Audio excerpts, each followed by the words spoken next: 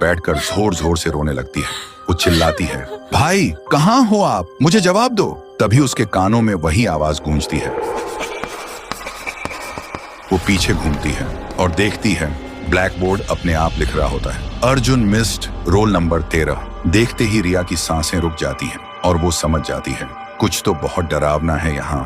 कांपती हुई आवाज में रिया बोलती है, तुम कौन हो और ब्लैक बोर्ड पे जो लिखा है उसका मतलब क्या है? अगर कोई यहाँ है तो मुझे दिखाई दो। तभी एक अजीब सी आवाज गूंजती है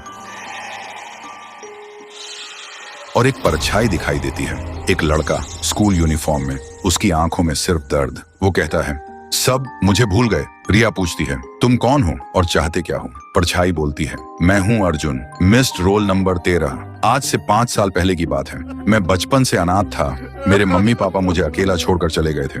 एक दिन क्लास के सब बच्चे मुझे कालुआ कालुआ कहकर चिढ़ाने लगे। मैं काला था, इसलिए मैं रोता हुआ लाइब्रेरी की तरफ भागा और जब मैं लाइब्रेरी में घुसने ही वाला था तभी देखा मैडम और एक डॉक्टर किसी अजीब चीज के बारे में बात कर रहे थे और तभी किसी ने मुझे पीछे से जोर से मारा। मेरी आंखों के सामने अंधेरा छा गया। जब मेरी आंखें खुली तो देखा मैं लाइब्रेरी के अंदर टेबल पर पड़ा था। डॉक्टर और मैडम भी वहां थे। मैं चिल्लाने की कोशिश कर रहा था लेकिन न चिल्ला पा रहा था न हिल पा रहा था। तभी मुझे पता चला ये लोग स्कूल के बच्चों को किडनैप करके उनके ऑर्गन्स निकालते हैं और उन्हें बेच देते हैं। फिर उसी दिन मैडम ने प्रिंसिपल के सामने कुछ बहाना बनाकर लाइब्रेरी को हमेशा के लिए बंद करवा दिया। गांव वालों के सामने मुझे मिसिंग बता दिया गया। तब से मेरी रूह इसी लाइब्रेरी में भटक रही है और हर रात 12 बजे घंटी बजाता हूँ,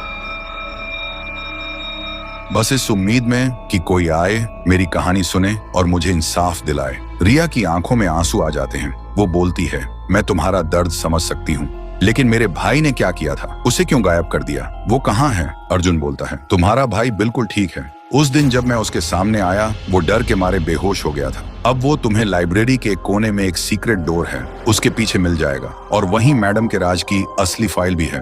अगली सुबह रिया और साहिल गांव के लोगों के सामने आते हैं। साहिल को जिंदा देखकर सब लोग हैरान हो जाते हैं। रिया वो फाइल सबके सामने रखती है जिसमें मैडम का हर काला सच साफ साफ लिखा था। कुछ देर बाद पुलिस आती है और जो भी लोग इस राज के पीछे थे सबको गिरफ्तार कर लेती है और अर्जुन, उसे अब इंसाफ मिल चुका होता है। उसकी रूह धुआं की तरह हवा में गुम हो जाती है।